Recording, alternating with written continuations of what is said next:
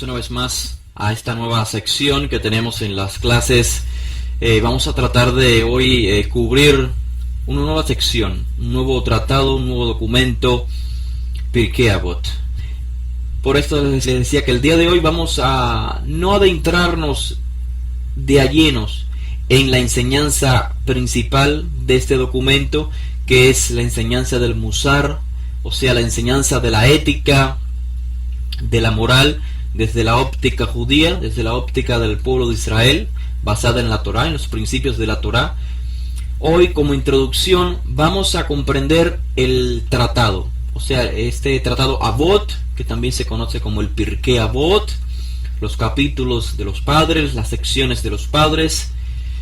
Vamos a comprenderlo en base a su contexto literario, o sea, forma parte de qué, en qué época fue escrito, y habiendo comprendido esto, si tenemos tiempo, pues entraremos a detallar quizás las primeras secciones de el Pirkei Avot. Por eso les digo que es una introducción, y quizás para aquellos de ustedes que esperan pues ya entrar de a llenos en la información ética y moral del tratado, pues creo que tendrán que esperar hasta la próxima semana. Por lo tanto, quizás para algunos va a ser un poco extensa la clase de hoy, pero es importante comprender cualquier documento que vayamos a estudiar. Es importante comenzar desde el inicio, comprender el contexto, porque si no comprendemos el contexto, la esencia, el por qué se escribe un documento, pues obviamente de manera muy limitada podríamos comprender la información que se nos quiere transmitir en el documento. Así que ese es el objetivo de nuestra clase hoy como introducción. Espero que, a pesar de que sea quizás un poco demasiada información, pero es necesaria. Así que espero les sea de su agrado. Muy bien, pues comenzamos desde el inicio. El nombre de este tratado es Pirkei Avot. Literalmente, Pirkei Avot significa capítulos de los padres. Pirkei, o los Perakim, o sea, los capítulos de Avot. Avot son los padres. ¿Qué es el Pirkei Avot? Bien, el Pirkei Avot es una sección de la Mishnah. Esto es importante tenerlo claro. Ahora, ¿qué es la Mishnah? El término Mishnah, como muchos de ustedes ya sabrán, esencialmente el término Mishnah hace referencia a un párrafo donde se expone un caso, podemos decir un caso legal, y se dan las respuestas halágicas, por ejemplo, cómo actuar en diferentes circunstancias, etcétera, etcétera. Por ende, en realidad hay muchas Mishnayot,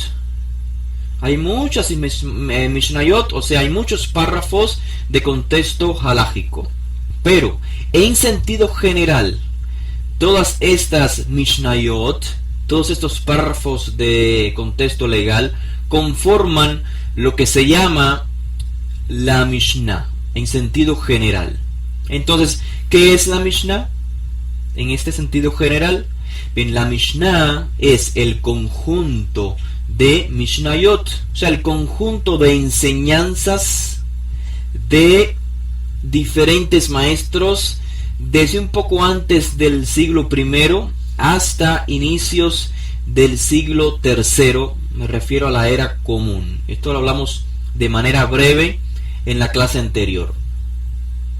El término en sí mismo, o sea, Mishnah, literalmente significa repetición, pero técnicamente tiene un significado extra, y este es la repetición de una enseñanza.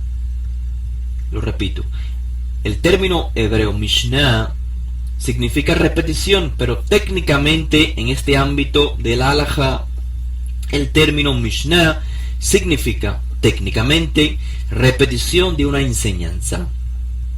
Entonces, recapitulando, el término Mishnah esencialmente hace referencia a un párrafo singular donde se expone un caso halágico, un caso legal con diferentes respuestas de diferentes sabios, pero en realidad Todas estas Mishnayot, todos estos párrafos componen lo que se conoce como la Mishnah en sentido técnico, la repetición de una serie de enseñanzas, la recopilación de una serie de enseñanzas de maestros, rabinos, sabios, desde un poco antes del primer siglo de la era común hasta el siglo tercero.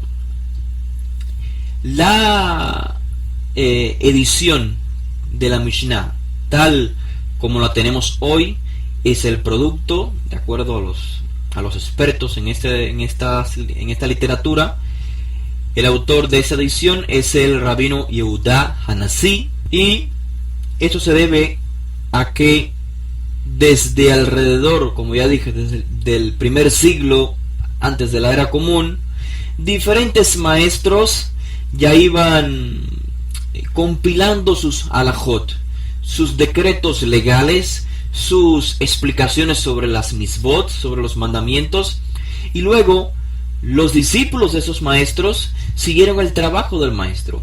Ahora le correspondía al discípulo, una vez ya convertido en rabino, en también exponer sus halajot en base a la enseñanza del rabino previo, y este sistema de compilación duró hasta el siglo tercero, realmente inicios del siglo tercero, y fue la labor de Yehuda Hanassi, el rabino Yehuda Hanassi, que hizo una recopilación de todas las Mishnayot, de todos los decretos o las enseñanzas repetitivas de diferentes maestros, las posibles existentes en su época.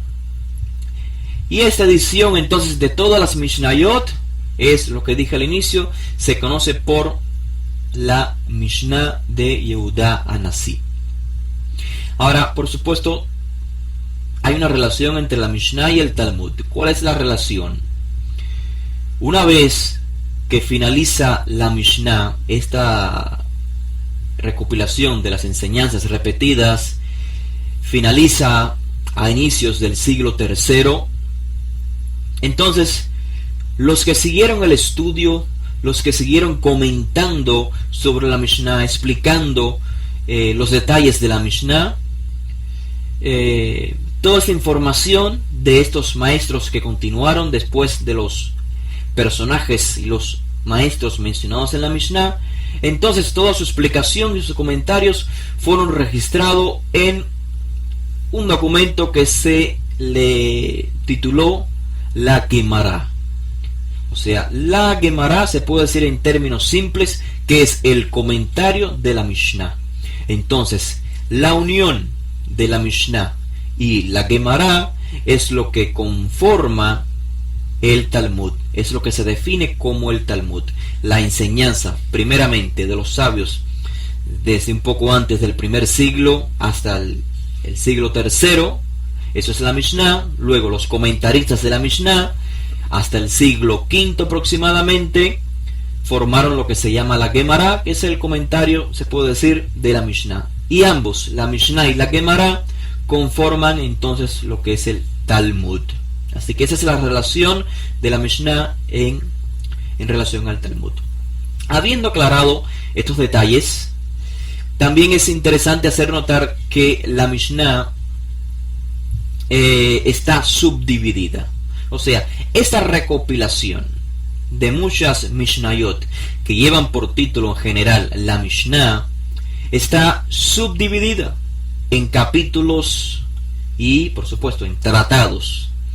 Y está dividida específicamente la Mishnah en 6 sedarim, en 6 órdenes. Y por eso también la Mishnah se conoce como con el término Shisha Sedarim. Shisha Sedarim significa los 6 órdenes o las 6 secciones. Luego cada orden o cada sección se subdivide en tratados. Y la manera en que se editó este trabajo, o sea, la división de las Mishnayot en órdenes, en secciones y luego en tratados, por supuesto, fue hecho en base a tópicos. Por ejemplo, Los Shisha Sedarim, o los 6 secciones de la Mishnah, o las 6 órdenes literalmente de la Mishnah, están conformadas por, primeramente, el Seder Seraim, o sea, la orden literalmente de las semillas, y en este Seder encontramos tratados en referencia a todas las leyes o las halajot que están relacionadas con la agricultura, con los diezmos.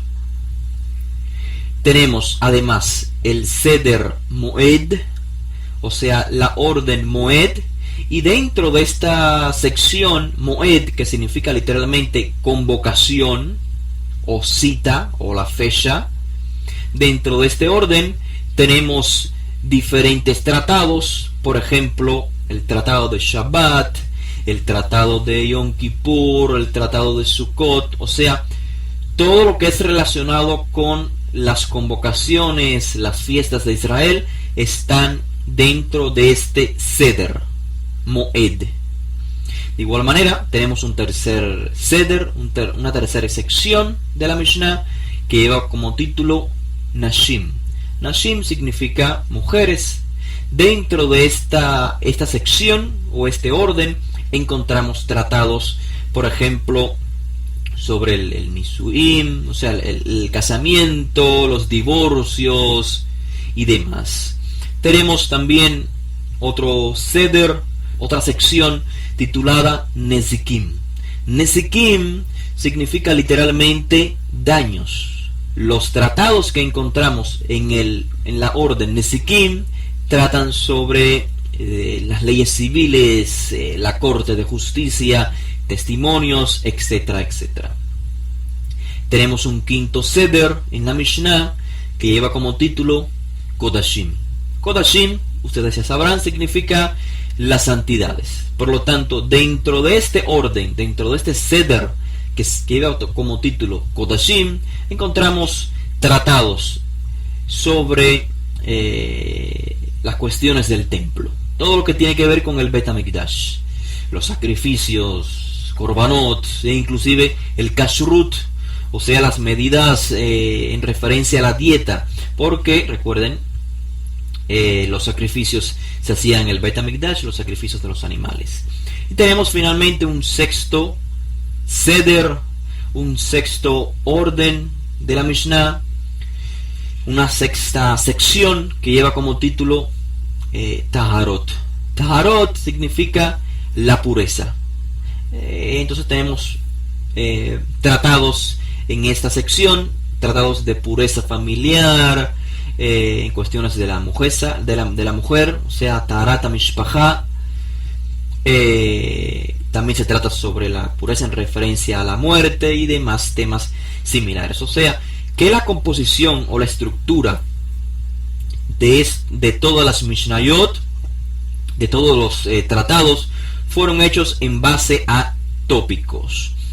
Creo que estas notas no se encuentran en las... o sea, esta información que les estoy transmitiendo no se encuentra en las notas, pero si desean, con todo gusto, les puedo enviar esta información para que quede un poco más clara la información acerca de la Mishnah para aquellos que no tienen esta información. Ahora, ¿por qué les digo esta información?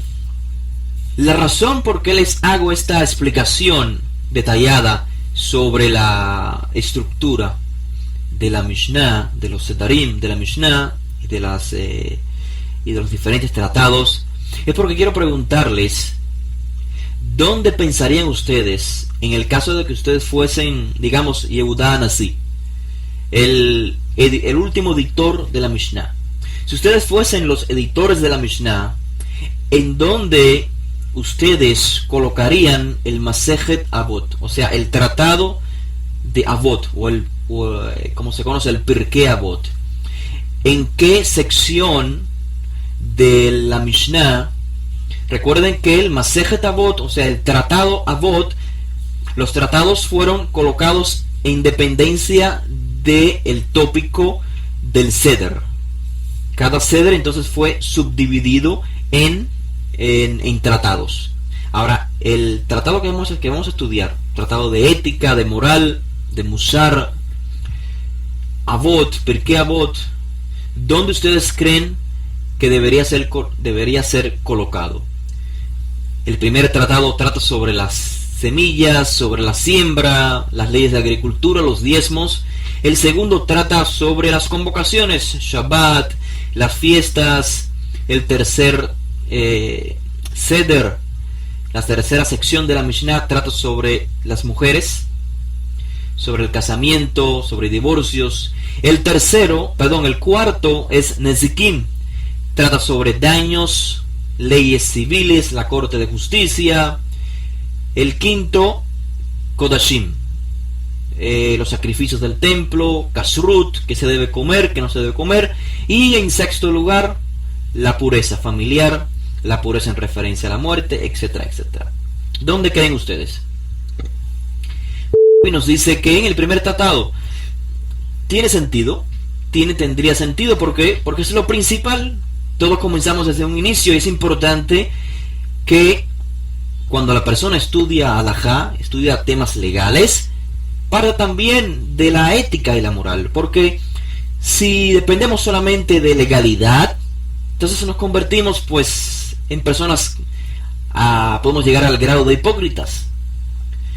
Necesitamos que nuestra sociedad esté basada no solamente sobre asuntos legales, sino asuntos legales, pero que tenga sus bases en la ética y la moral. Pero no se encuentra el Pirkei Avot en el primer tratado, en Moed, en las citas, en las convocaciones, no se encuentra allí.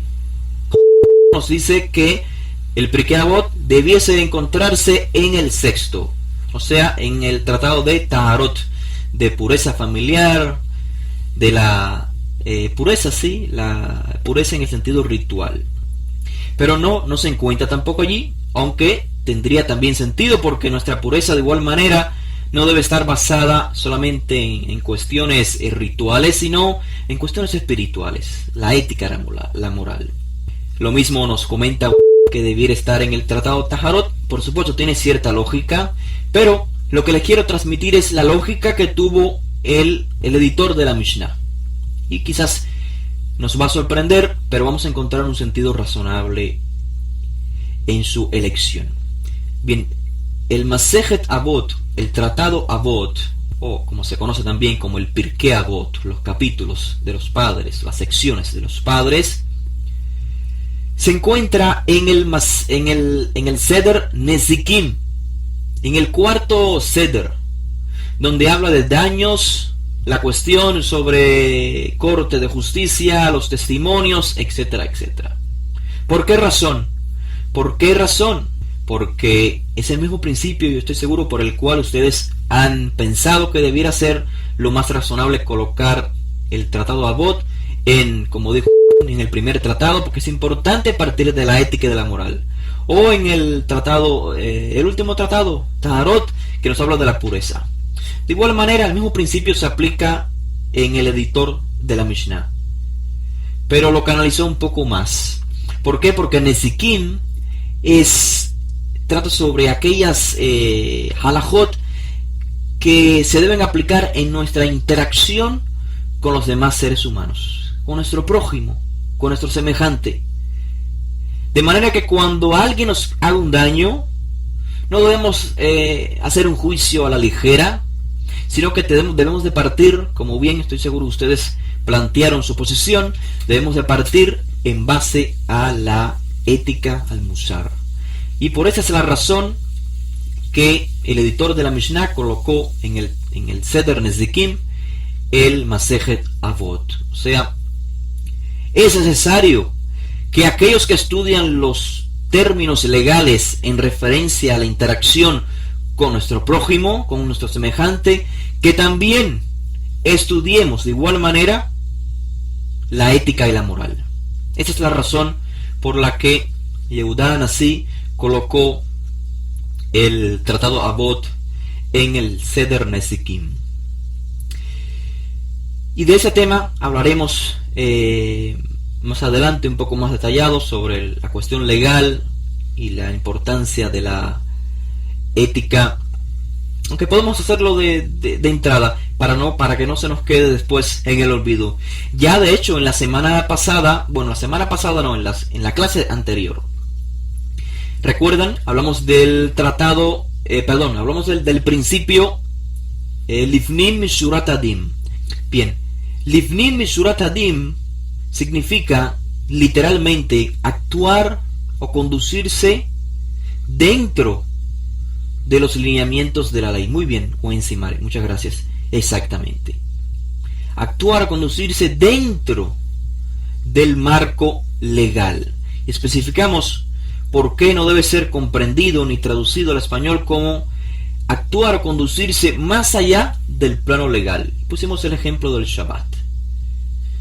Dijimos que si se entendiera Lifnim Mishurat Adim como ir más allá de lo legal, entonces una persona pudiese decir, como yo quiero tanto al Borei Olam, yo quiero tanto a Hashem, yo voy a santificar no un día de Shabbat, no, 2 días de Shabbat.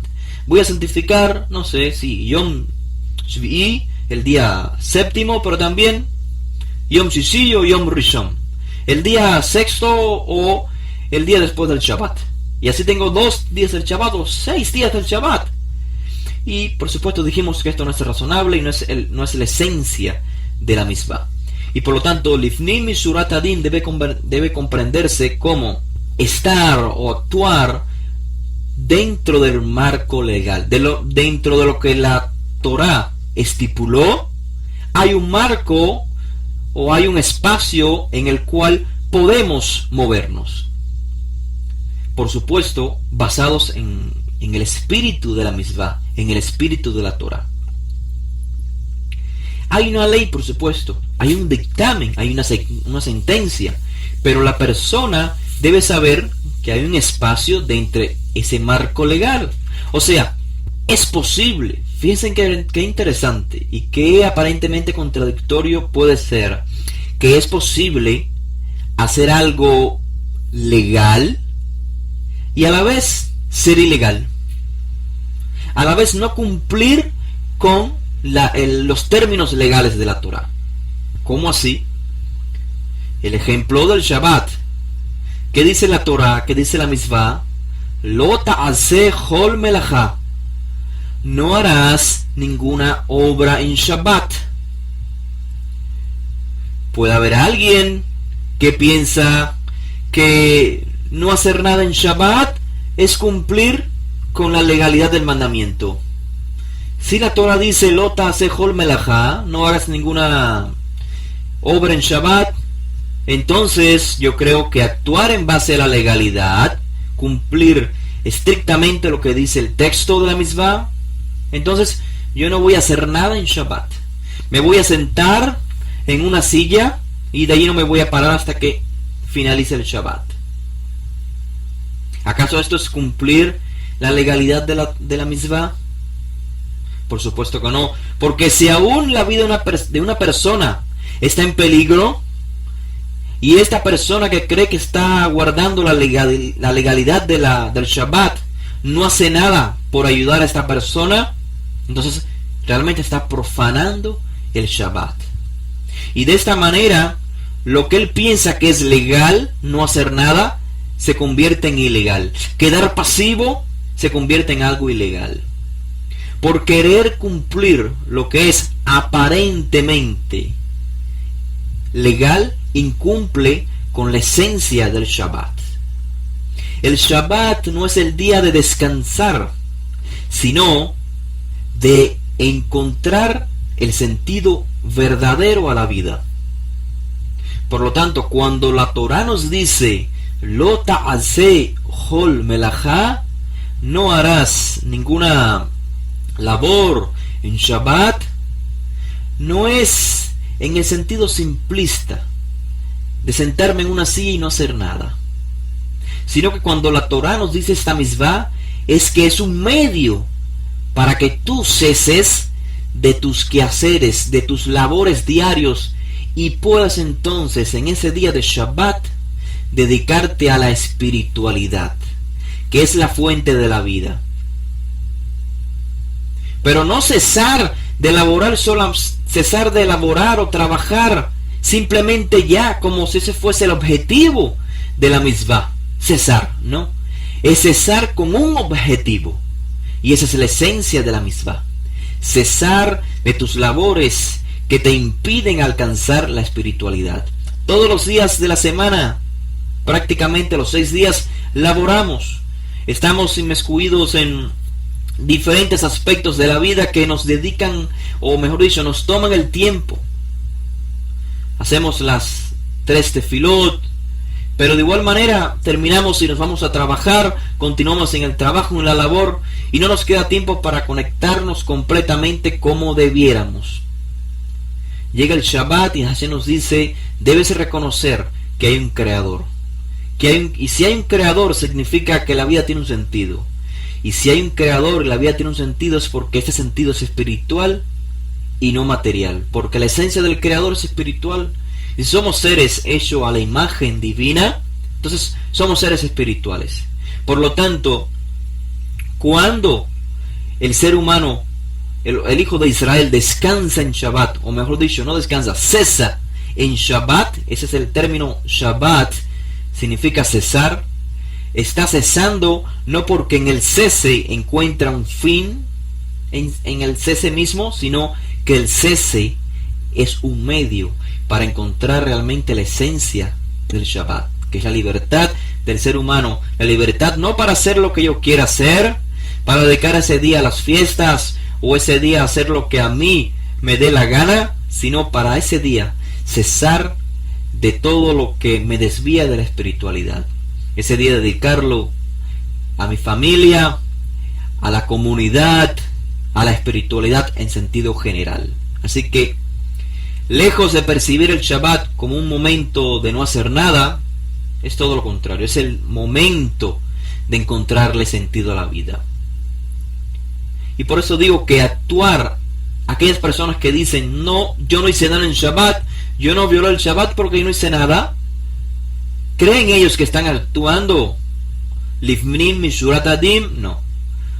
Para actuar de acuerdo o bajo el marco legal, la persona tiene que encontrar el sentido espiritual en lo legal. Pongamos otro ejemplo. El ejemplo de la misvá que dice, no asesinarás. Quien cree que esta misvá significa solamente no hacerle daño a nadie, entonces él creerá que cumple con lo legal. Yo nunca he matado a nadie, yo nunca he asesinado a nadie, yo estoy cumpliendo con la misvá no asesinar. Pero la realidad es que, como dijimos en la clase previa, cada misvá es un principio espiritual que bajó nuestro mundo, al mundo de la acción, al mundo de la materia, con una palabra, con una definición: no asesinarás. Pero si sabemos, si tenemos la capacidad de percibir y de comprender que la misvá tiene un origen divino, entonces tenemos que entender que la misvá es trascendental, tiene una esencia trascendental. Por lo tanto, si la persona queda pasiva ante la injusticia que ve en sus ojos, ante la injusticia que otra persona le ocasiona a su semejante, entonces esta persona está asesinando, porque está violando la esencia de la misvá, que es, cuando la Torá dice no asesinarás, es porque la Torá, la esencia es procurar el bien de los demás. Así que aquella persona que piense, yo cumplo con la Torá porque yo nunca he matado a nadie, nunca he asesinado a nadie, está muy lejos de vivir de acuerdo a las misvot. Aún en su plano legal, su percepción de la legalidad de la Torá es muy baja, muy simplista. Otro ejemplo, la Torá te ordena al hijo de Israel a que nos ordena el concepto del kashrut. ¿Qué carne de animal puedes comer y qué carne de animal no es apta para comer? ¿Cuántos de nosotros conocemos a personas que comen kasher? Todo está certificado del rabinato, toda la carne es kasher. Sin embargo, son glotones, y entonces, según su perspectiva, ellos viven de acuerdo a la legalidad de la Torah. Puedo decir, yo no he violado la misvá en referencia al kashrut, porque toda mi carne está certificada kasher. Sin embargo, es un glotón. ¿Cuál es la esencia de la legalidad en referencia al kashrut? El kashrut no solo tiene el objetivo de enseñarnos lo que podemos comer y lo que no debemos comer, sino que dentro del marco legal, Livnim Mishurat Hadim, en la esencia de la misma, trata de educar al ser humano, a restringirlo del deseo por la carne, el deseo insaciable por la carne. Querer matar lo que ves corriendo, lo que ves con vida, querer matarlo y querer ingerirlo. Ese deseo carnívoro o ese deseo animal del ser humano, la dieta del kashrut lo minimiza. Por lo tanto, inicialmente, si recuerdan, los sacrificios de animales, si una persona quería comer carne, tenía que ir a sacrificarlo en el Beit HaMikdash o en el Mishkan originalmente. Así que la persona, o mejor dicho, el kashrut, tiene el objetivo de educar la persona, de impregnarle en su esencia una educación moral, un sentido ético a la hora de ingerir carne de animal. En otras palabras, lo que aparentemente es legal, en realidad es una pauta para que cumplas con un objetivo mayor. El objetivo es la esencia de la misvá. No solamente lo que leas, sino que debes comprender en esencia la misvá. Entonces, con este razonamiento, otra vez aclarando el concepto Lifnim Mishurat Hadim, comprendemos que esta de igual manera es la esencia del tratado Pirkei Avot, el tratado de ética y de moral por excelencia dentro de lo que se conoce en el mundo occidental como la literatura rabínica. Y por ende, como les decía anteriormente, precisamente por esta razón es que el tratado Masejet Avot fue colocado en el Seder o en la sección de Nezikim, que trata sobre los asuntos legales en referencia a la interacción del ser humano con su semejante. No solamente quedarnos en lo que la halajá plantea con simples palabras, sino basarnos en el principio de la misvá. Ese es el objetivo de los maestros mencionados en el Pirkei Avot. Ahora bien, aunque el tratado Avot es un tratado de ética, repito, por excelencia en el mundo judío, y es este tratado, es este objetivo del tratado en el cual vamos a indagar y en el cual vamos a volcarnos en las próximas clases, quiero decir, en la enseñanza sobre la ética, sobre el musar. Ese será nuestro objetivo.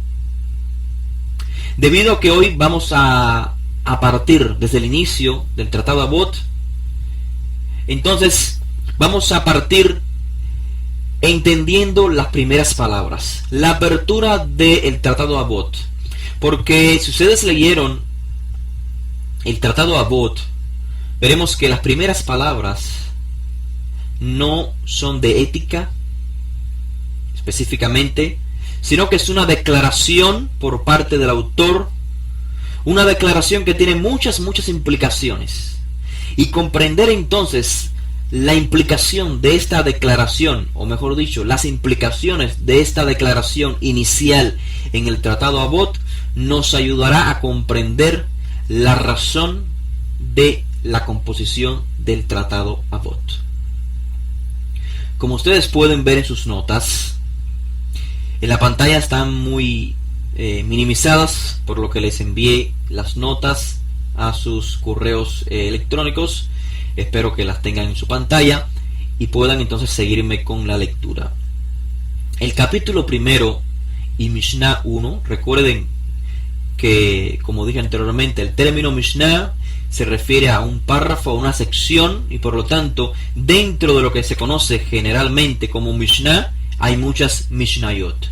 Ese tratado, el tratado Avot o Pirkei Avot, está dividido en capítulos y los capítulos subdivididos en Mishnayot. Así que el primer capítulo, Mishnah 1, comienza diciendo así: Moshe Kibel Torah Misinai. Moshe recibió Torah de Sinaí. ¿Qué significa esto? Moshe recibió Torah de Sinaí. Es una palabra un poco difícil de comprender. Efectivamente, como pueden ver en sus notas, el autor no dijo, por ejemplo, como les transcribí, Moshe Kibel et ha-Torah me Elohim. Moshe recibió la Torah de Elohim, o de Hashem Itbaraj, o del Boré Olam, o del Makom. O sea, lo que dice el autor es Moshe Kibel Torah mi Sinai. Moshe Kibel Torah. Moshe recibió Torah. No dice la Torah, sino la Torah. Sino Torah, sin el artículo definido. Y tampoco dice me Elohim, o sea, de Elohim o de Hashem o del Creador, sino de Sinaí. No dice Moshe recibió Torah en el Sinaí, porque el Sinaí realmente es un lugar geográfico. ¿Qué significa entonces esta declaración? Con la cual el autor del Pirkei Avot comienza un tratado de ética. Lo primero que vemos, lo que primero nos llama la atención, es que el autor estructura una cadena ininterrumpida que comienza con Moshe. No sé cuántos de ustedes, repito, tuvieron la oportunidad de leer no solamente la primera sección, sino un poco más adelante todas las Mishnayot.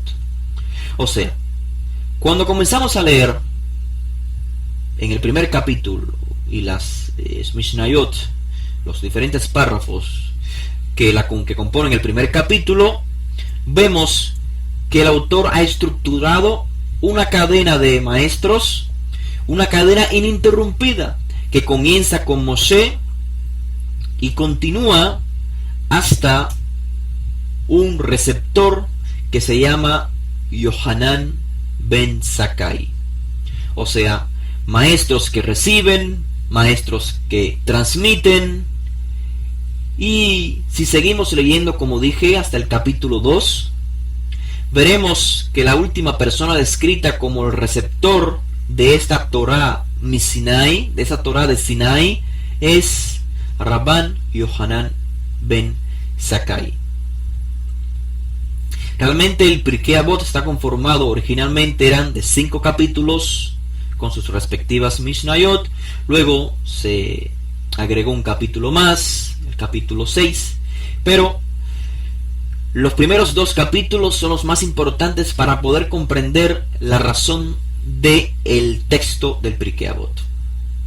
Repito, lo que primero encontramos, lo que primero nos llama la atención es una estructura, una cadena ininterrumpida de maestros y discípulos que comienzan con Moshe y finalizan con Yohanan ben Zakkai en el capítulo 2. Por supuesto se mencionan a otros maestros, a otros rabinos en los próximos capítulos, pero el último receptor que categóricamente dice recibió es Yohanan ben Zakkai. ¿Recuerdan? En la clase previa hablamos un poco sobre quién era Yohanan ben Zakkai. Dijimos que antes de la destrucción del templo, poco tiempo antes, Yohanan ben Zakkai crea un centro de estudio en la ciudad llamada Yavne. Y después de él, nadie más es escrito como un receptor de Torah Misinai en el Pirkei Avot. Ahora, ¿qué implicaciones tiene esta declaración? Como les dije al inicio, quizás muchos de ustedes estaban esperando que ya nos introdujéramos a las máximas o a las declaraciones de ética, de Musar, de los rabinos mencionados en el Pirkei Avot, pero he decidido hoy hacer una introducción sobre, o sea, que tratemos de comprender el contexto del libro, la razón del porqué del porqué se escribió este documento, este tratado, porque en base a ello vamos a poder comprender de mejor manera, me refiero a una manera histórica, contextualmente histórica, de todo el documento. Así que digo, ¿qué implicaciones tiene esta declaración inicial del tratado Pirkei Avot? Moshe Kibel Torah mi Sinai, y la transmitió a Yehoshua, Yehoshua a los Sekenim a los Nevi'im, etcétera, etcétera, etcétera. ¿Qué implicaciones tiene esto? Una cadena ininterrumpida que finaliza con Rabban Yohanan ben Zakkai.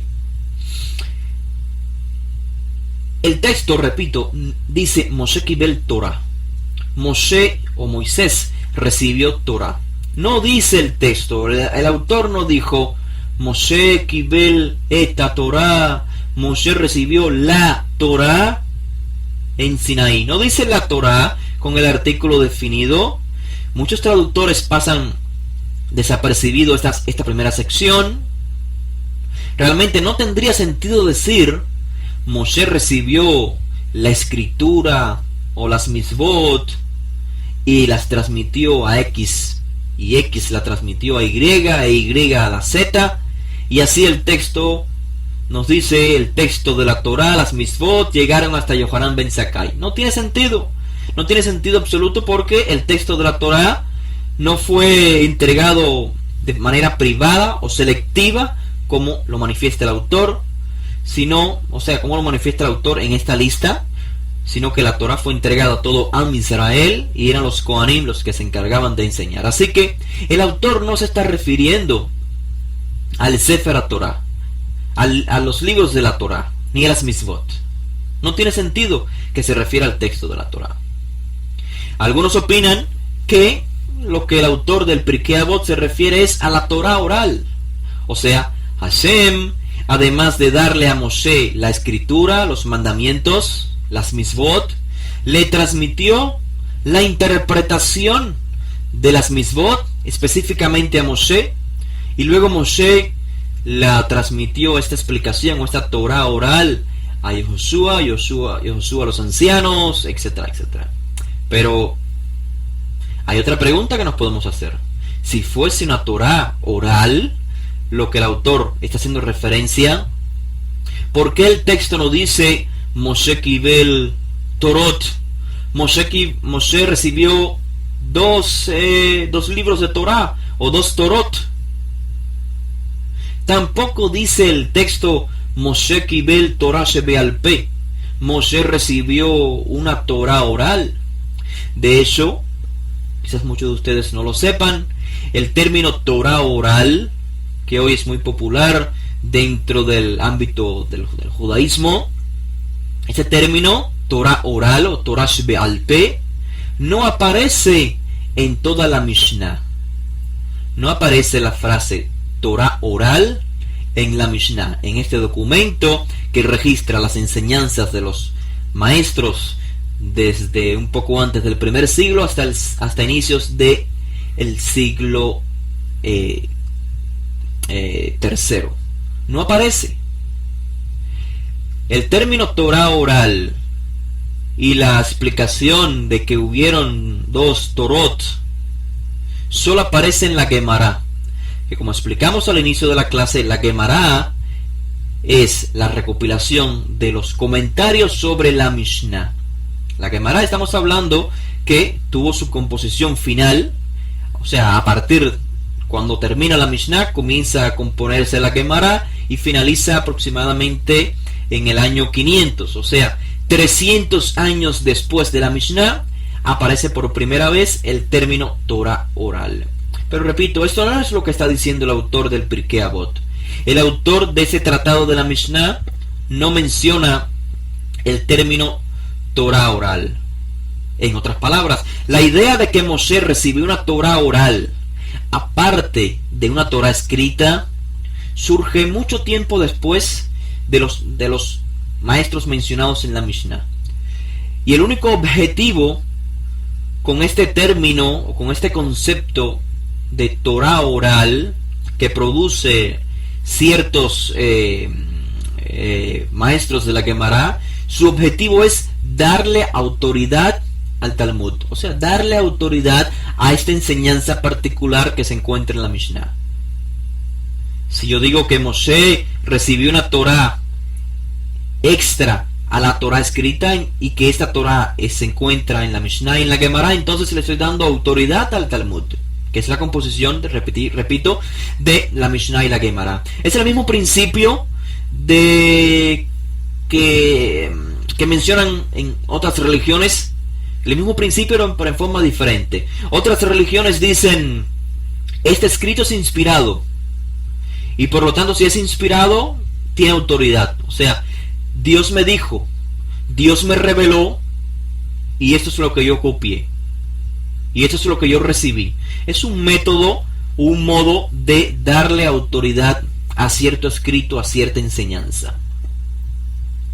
Entonces, volvemos otra vez a preguntarnos qué es lo que quiere decir el autor con el término Moshe Kibel Torah Misinai.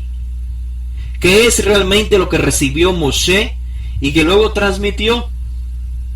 Si nosotros nos tomamos el tiempo de detallar, de leer con detenimiento, con cuidado,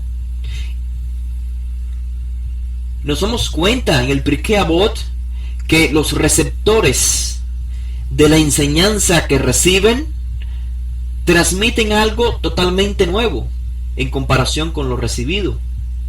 Por ejemplo, si leemos en el Pirkei Avot capítulo 1 y Mishnah 3, que dice el autor, Antignos recibió de Shimón el Tzadik, y Antignos solía decir, no sean como los siervos que sirven a sus amos para recibir un premio. Esto que está diciendo Antignos no lo recibió de Shimón al-Tzadik. Es un decreto, es una máxima nueva que él acaba de exponer.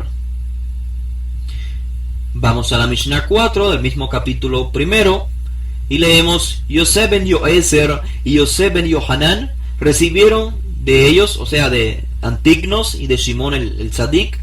Y ahora Yosef ben Yoezer dice que tu casa sea una casa de reunión para los Jajamim, para los sabios.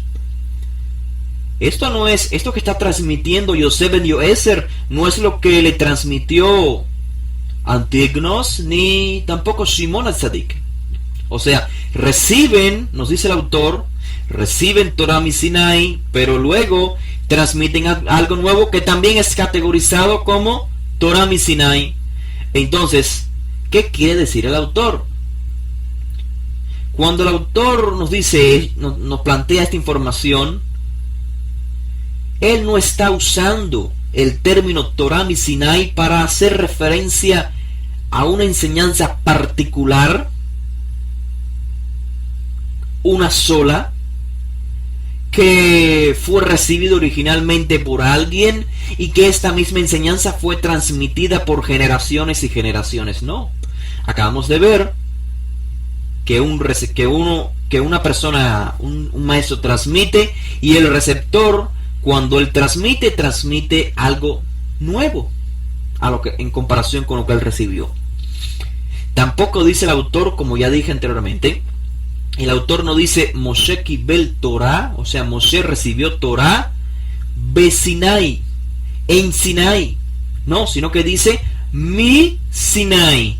Mi, en hebreo, se refiere a la procedencia, a la fuente, a la raíz. Moshe recibió Torah de Sinaí, no en el Sinaí, como hablando del Sinaí como una localidad, como un lugar específico.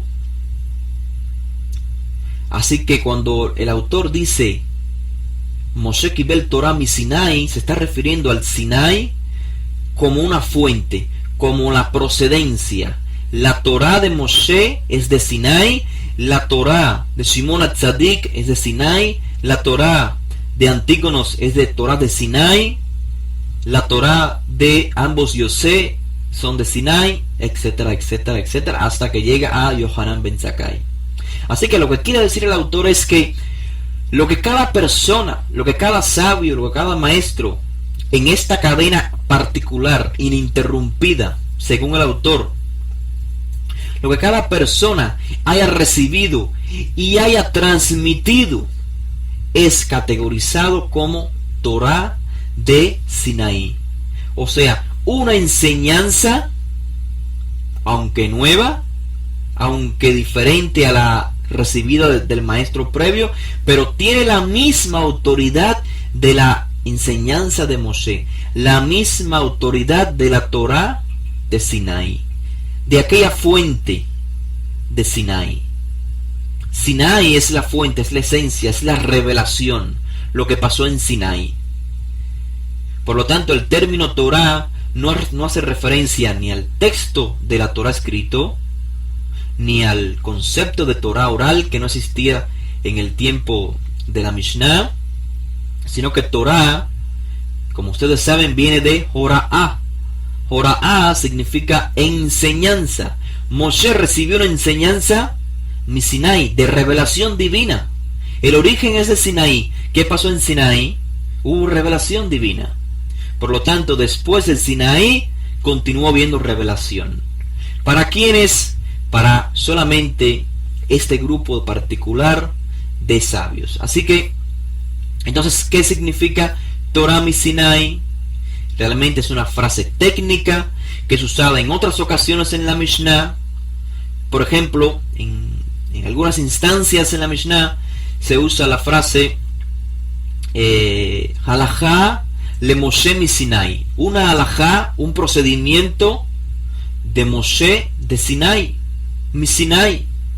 Esto se usa ese término o esta frase cuando no se tiene evidencia alguna, ni en la Torá, ni por tradición, de cómo surgió esta halajá. Y como no se tiene las bases de esta halajá, se dice entonces esta halajá es le Moshe mi Sinaí.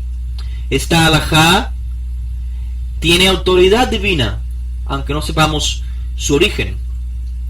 Por lo tanto, el término Torah mi Sinaí es completamente técnico.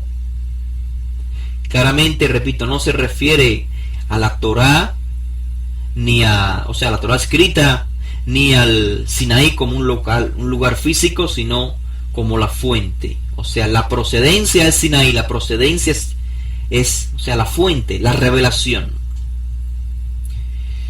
Como leemos, por ejemplo, más adelante, en el caso de Antignos, cuando el texto en el capítulo 1, Mishnah 3, dice así: Antignos recibió mi Shimon al-Tzadik. O sea, vemos otra vez el término mi. O sea, de Shimon. Shimon es la fuente. De igual manera, Sinaí es la fuente.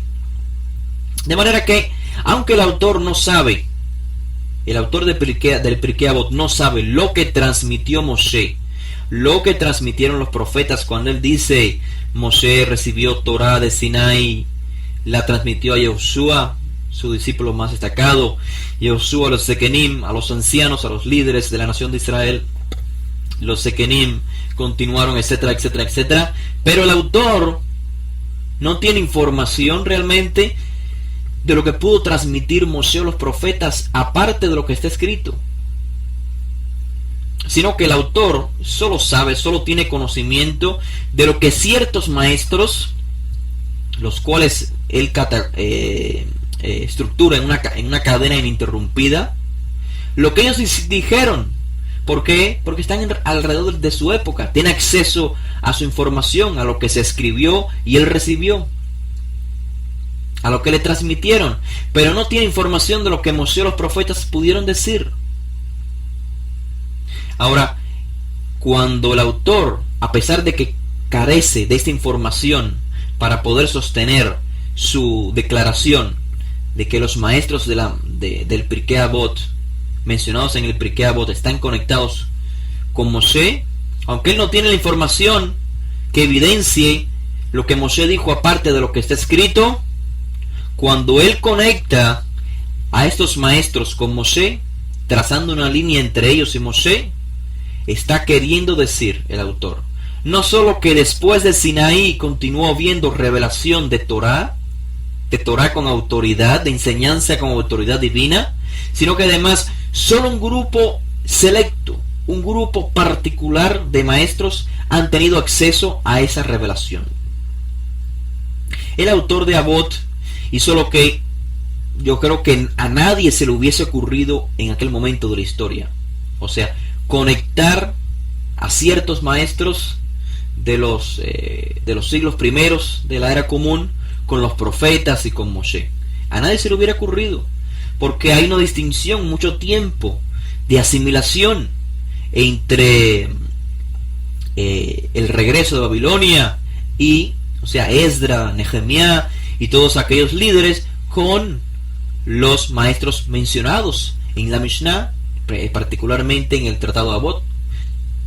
Hay una diferencia muy larga, muy extensa, pero a él se le ocurrió de hacer esta conexión, esta cadena ininterrumpida, de manera que pueda dar autoridad a la enseñanza de estos maestros. Y de esta manera entendemos entonces la razón de la introducción al Tratado Avot, que es el objetivo de nuestra clase introductoria, comprender la razón de estas palabras introductorias, comprender el valor que el autor de este documento le dio a las palabras de los maestros citados.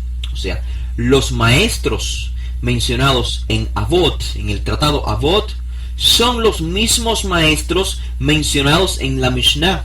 Bueno, por supuesto, no todos, pero los maestros particularmente que se mencionan en Avot están mencionados en el resto de la Mishnah, los maestros más importantes, más destacados. Por lo tanto, nos quiere decir el autor que la enseñanza de los maestros del Avot y consecuentemente de la Mishnah, su enseñanza es Torah Misinai, es una enseñanza con autoridad divina.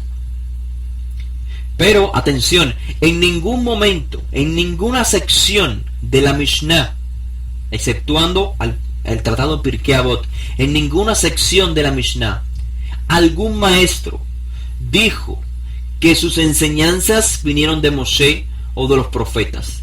Ninguno puede citar, nadie, ningún ser humano, en base a los escritos que tenemos, tanto de la Mishnah como de cualquier otro documento de aproximadamente el primer siglo, ningún maestro puede citar palabra alguna de los profetas, de los Sekenim, de Moshe, palabra que no esté escrita en los libros de los profetas. O sea, fuera de los escritos, nadie sabe lo que dijeron los profetas. No hay nada oral de lo cual se tenga vigencia. El objetivo principal entonces del autor de Avot en la introducción al tratado es mostrar que los maestros de la Mishnah están conectados con Moshe, y de esta manera el autor presenta a los lectores la enseñanza autoritativa. Y por supuesto, como dije al principio, este planteamiento tiene muchas implicaciones, muchas implicaciones. Por ejemplo, no solamente que los dichos en Avot ahora aparecen como Torah Misinai, sino que también todas las enseñanzas transmitidas en la Mishnah bajo los nombres de estos maestros mencionados en el Pirkei Avot, todas ellas tienen la misma autoridad de la Torah de Moshe. Por supuesto, esto es totalmente diferente al concepto de Torah oral, que Moshe recibió una Torah oral y la transmitió. Se parecen ambas definiciones, pero no son las mismas. El concepto que está transmitiendo el autor del Pirkei Avot es que hay una cadena de receptores, y estos receptores no es que recibieron y transmitieron una misma enseñanza, sino que lo que están recibiendo y transmitiendo es autoridad para continuar el legado de la Torah, la halajá, poder plasmar o explicar las misbot de la Torah con la misma autoridad que lo hacía Moshe. Y esto es Torah Misinai. Pero como decía, esta implicación es muy obvia. Lo que más implica y es más fuerte de canalizar es que cuando el autor de Avot implica que esta es una línea de maestros particulares, que son los que se conectan con Moshe directamente, está implicando que la enseñanza de los que no están en esta lista no es enseñanza autoritativa, no es Torah de Sinai. Así que todo este planteamiento realmente es muy fácil de comprender, o sea, lo que quiere transmitir el autor, si tomamos en cuenta el contexto histórico en que se formó este tratado, los eventos que ocurrieron alrededor de la época en que tomó lugar este tratado. ¿Recuerdan? Lo hablamos en la clase previa. El templo había sido destruido, los judíos habían sido expulsados de Jerusalén, masacrados, asesinados. Entonces, ¿cómo mantener la vida judía?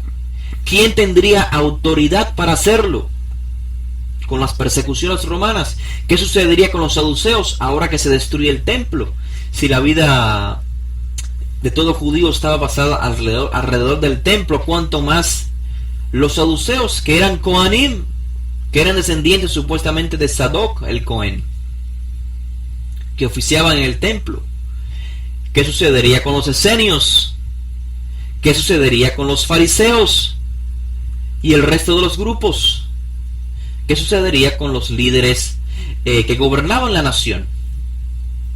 Que por supuesto no estaban divididos en grupos como fariseos, esenios y saduceos, sino que eran simplemente los líderes de la nación, los jajamim, los sabios. La única persona que según Avot, según el Masejet Avot, el tratado Avot, recibe y entrega finalmente es Yohanan ben Zakkai, del cual, repito, hablamos en la clase previa. Yohanan ben Zakkai es uno de los maestros más destacados en el primer siglo. Fue él quien contactó a las autoridades romanas poco tiempo antes de la destrucción del templo y le solicitó que le dejasen marcharse de Jerusalén antes de la guerra y que le permitieran morar y hacer un sitio de estudio con otros sabios en la ciudad de Yafne, donde efectivamente residió y logró crear el centro de estudio. Y efectivamente entonces el judaísmo que se estructura después de la destrucción del templo es en manos de Yohanan ben Zakkai y de los sabios que le acompañaron y estructuraron el centro de estudio en Yafne.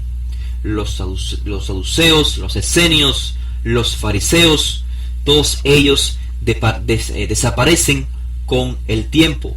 Dijimos en la clase previa, evidenciamos que hay un error en la mayoría de los comentaristas históricos que hacen una conexión entre los fariseos y el judaísmo que se conoce como judaísmo rabínico o el judaísmo que se estructura después de la destrucción del templo. Evidenciamos que Yohanan ben Zakkai, el líder principal de esta reestructuración del judaísmo sin templo, no era fariseo, y citamos la Mishnah como evidencia, específicamente en el tratado Yadaim, donde Yohanan ben Zakkai se encuentra en una disputa entre saduceos. Los saduceos estaban discutiendo con los fariseos y Yohanan ben Zakkai refuta una objeción de los saduceos en contra de los fariseos, pero cuando refuta a los saduceos, él no se incluye dentro de los fariseos. Cuando Yohanan ben Zakkai refuta a los saduceos, él no se incluye dentro de los fariseos, sino que dice literalmente: no tenemos nada en contra de los fariseos excepto esto. O sea, y continúa el texto hablando Yadaim, la Mishnah Yadaim 4:6. O sea, Yohanan ben Zakkai, el líder principal de la reestructuración del judaísmo, no era fariseo. Y aún más, hay más evidencia de ello. Lo que pasa que no es el objetivo de nuestro curso, ¿no? Sino que simplemente tener cierta noción sobre estos temas históricos para comprender de manera clara el documento Masejet Avot, Pero sí puedo citarle, por ejemplo, a uno de los discípulos más destacados de Yohanan ben Zakkai, llamado Rabbi Yoshua ben Hananiah. Yoshua ben Hananiah, si hay alguien en la Mishnah que ha criticado a los fariseos de forma tan fuerte, es Rabbi Yoshua ben Hananiah. Dijo que una de las cosas que ha traído la destrucción sobre el mundo es la plaga de los fariseos. Esto lo dijo Yoshua ben Hananiah, discípulo de Yohanan ben Zakkai. Y Yohanan ben Zakkai es discípulo de Hillel. Si Yohanan ben Zakkai es discípulo de Hillel, entonces Hillel no fue fariseo, porque Yohanan ben Zakkai no fue fariseo. ¿Y cómo habrá sido Hillel fariseo si el discípulo de su discípulo, o sea, Yoshua ben Hananiah, habla de esta manera tan despectiva en referencia a los fariseos? Obviamente la historia tal cual nos las han transmitido los profesores universitarios está errada. La evidencia se encuentra en la propia Mishnah. Las razones del por qué se quiere crear una conexión entre los fariseos y el judaísmo rabínico, el judaísmo post-templo, lo explicamos en la clase previa, es debido a que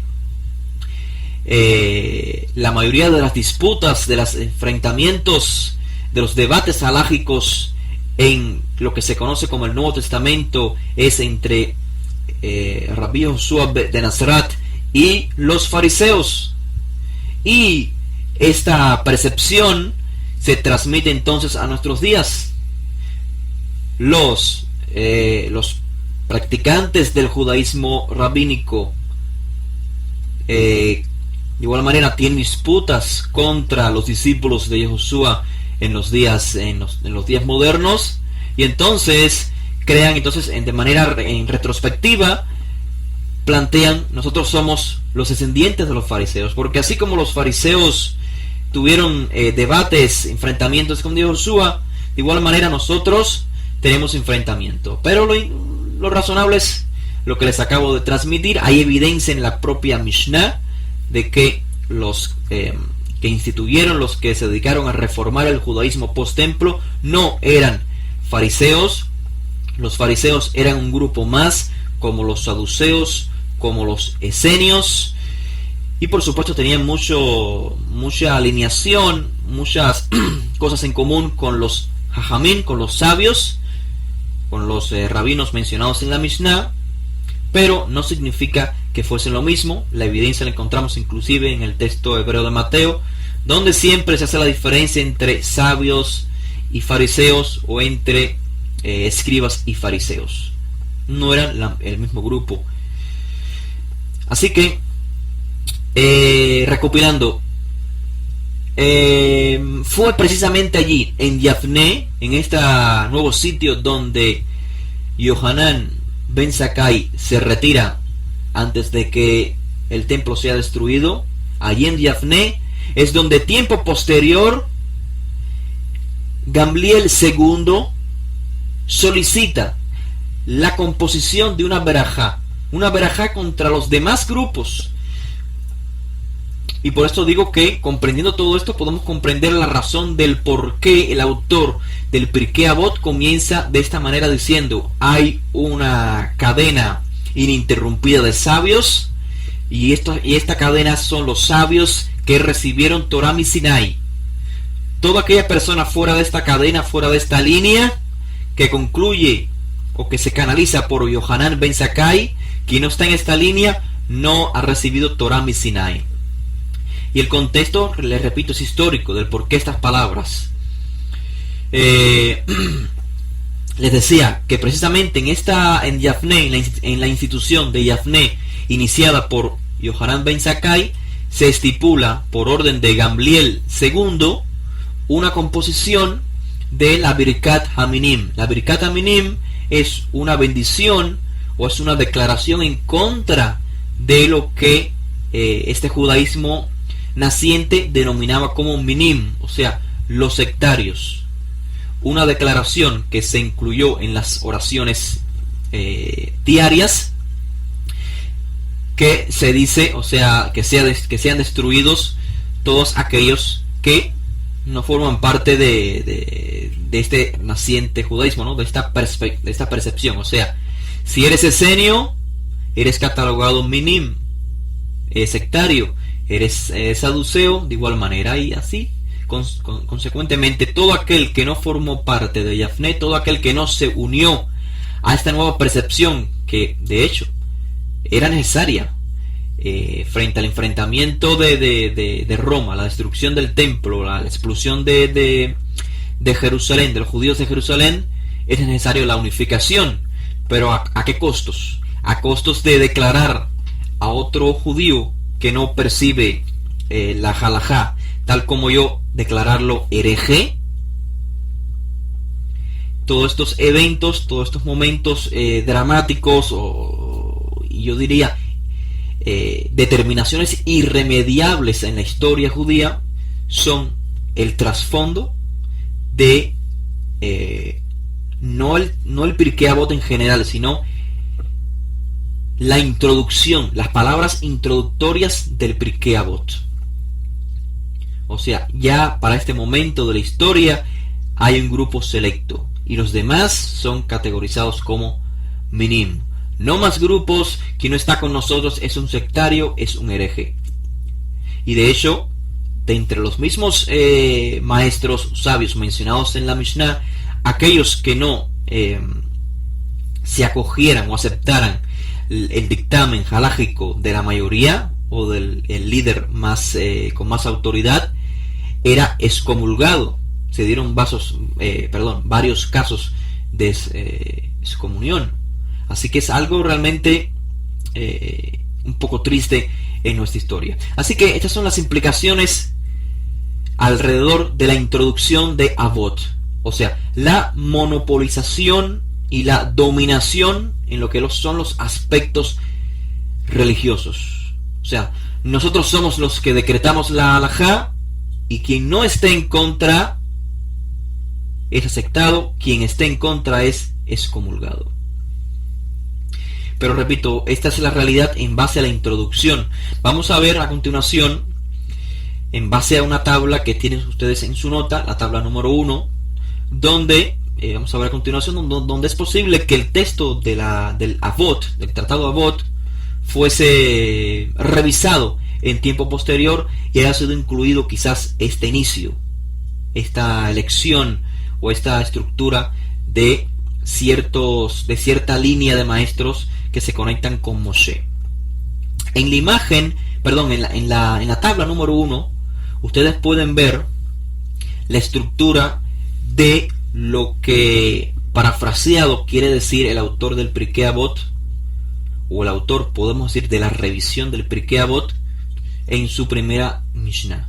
Moshe recibió Torah en Sinaí, se la transmitió a Yehoshua se la transmitió a los ancianos a los profetas la transmitieron a los Anshe Knesset Gdolá, a los hombres, a los miembros de la gran asamblea, y la gran asamblea, por mediación de Shimon HaTzadik, transmite Torah mi Sinai a los sabios de la Mishnah. Así que, como pueden ver en sus notas, lo que estructura el autor es una línea. Primeramente Sinai, la autoridad, Hashem, luego Moshe, Yehoshua, los Sekenim, los ancianos, que son los líderes de la nación de Israel, luego los Nevi'im, los profetas, la gran asamblea, Shimon el Tzadik, y de ahí pasa a los sabios de la Mishnah. O sea, ¿quiénes son los ancestros de los fariseos? ¿Cómo ellos recibieron enseñanza? No se conoce. Lo mismo de los saduceos, de los esenios y de todos los grupos en general. Quien no está conectado a esta línea no recibió Torah mi Sinai. Quiero que miremos detalladamente, lo pueden ver en sus notas, la estructura del Pirkei Avot después de la gran asamblea. ¿Quién es el primer personaje o el último, podemos decir, de la gran asamblea? Shimon HaTzadik. Se encuentra en el Avot, capítulo 1, Mishnah 2. Shimon HaTzadik. Luego viene Antiknos, o el hombre de Sojo. Luego tenemos a Yosef ben Yoeser y Yosef ben Yohanan. Luego Yoshua ben Perajia, Nitai el Arbeli. Yehuda ben Tabai, Shimon ben Shetach. Y luego tenemos Shemaya y Abtalión. Ahora, importante. Después de Shemaya y Abtalión, en el capítulo 1, Mishnah 12, tenemos a Hillel. Hillel y Shammai, realmente. Hillel, que es el personaje en que quiero hacer énfasis, murió en el año 10 de la era común. Hillel tuvo un hijo llamado Shimón I, lo pueden ver en sus notas. Shimón I, el hijo de Hillel, no es mencionado en Avot. El autor no lo menciona. Qué curioso que precisamente Shimón el primero es identificado por Josefo, el historiador judío, como fariseo. Shimón, hijo de Hillel, Shimón el primero es llamado fariseo. Y dijimos anteriormente que Yohanan ben Zakkai, quien Avot en el capítulo 2 y Mishnah 9 describe a Yohanan ben Zakkai como el que recibe directamente de Hillel, Yohanan no es fariseo. ¿Cómo es posible que si Hillel fuese fariseo, Yohanan ben Zakkai no fuese fariseo? Obviamente, Hillel parece que no fuese fariseo, y por lo tanto tampoco el discípulo de Yohanan ben Zakkai era fariseo, sino que, como dije, Yoshua ben Hananiah critica fuertemente a los fariseos. Por esa razón, deduzco, es mi opinión, que Simón el primero, que es fariseo, claramente está evidenciado históricamente en los escritos de Josefo, no recibe de Hillel. No es que no recibe enseñanza, sí habrá recibido enseñanza, pero no es el maestro categorizado por la Mishnah como receptor de Torah de Sinai. Repito, el contexto del Pirkei Avot es, el contexto histórico es en la reestructuración de los diferentes judaísmos en un solo judaísmo, donde se trata de monopolizar la autoridad. Y en este momento, repito, no queda opción, no queda lugar para fariseos ni para ningún grupo. Se deben eliminar los grupos. Simón, el primero hijo de Hillel, no es mencionado en Avot. Gamliel primero, el hijo de Simón primero, o sea, Gamliel primero, el nieto de Hillel, tampoco es mencionado en el Pirkei Avot. Gamliel primero murió en el año 50 aproximadamente de la era común. Y qué casualidad, podemos decir, que Gamliel primero es escrito como fariseo en los escritos de los primeros discípulos de Rabbi Yoshua. Gamliel primero es el maestro de Saúl, y Saúl lo describe claramente como fariseo. Aún el autor del libro de Hechos describe a Gamliel como fariseo en uno de los juicios en el Sanedrín, donde presentan a Simón Kefá y a Yohanan ben Zabdiel, los discípulos más destacados de Rabbi Yoshua de Nazaret. No es casualidad realmente que ni Simón el fariseo, ni Gamliel el fariseo, hijos y nietos de Hillel, sean mencionados en la Mishnah. Porque, repito, son fariseos. Y en el momento que se escribe la Mishnah, se recopila toda esta información, no queda lugar para fariseos. Es posible que Shammai sea fariseo. Es muy posible. Hay información sobre ello. No vamos a dedicarnos a esto ahora. Pero si hay información en los documentos de Josefo que menciona a Abtalión y a Shammai como fariseos. Es interesante saber que a pesar de que Avot, acá el tratado Avot en el capítulo 2 y Mishnah 9, cuando menciona a Yohanan ben Zakkai recibiendo Torah mi Sinai, dice Yohanan ben Zakkai recibió de Hillel y Shammai. Pero realmente en el tratado mishnaico Sukkah, página 29a, de Yohanan ben Zakkai se dice que él recibió ¿de quién? De Hillel, no de Shammai. De Hillel, no de Shammai. Así que volvemos otra vez a entender un poco más la razón por la cual se dejan sin mencionar al hijo de Hillel, a Simón primero, a Gamliel primero y inclusive a Shimón segundo, el hijo de Gamliel primero, del cual no tenemos noción mucho sobre él, si fuese fariseo o no.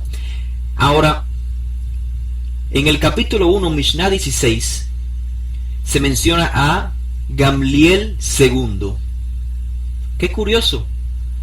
De la descendencia de Hillel no se mencionan a tres de sus primeros descendientes, a Shimón primero, Gamliel primero y Shimón segundo. Se viene a mencionar solamente a quién, a Gamliel segundo.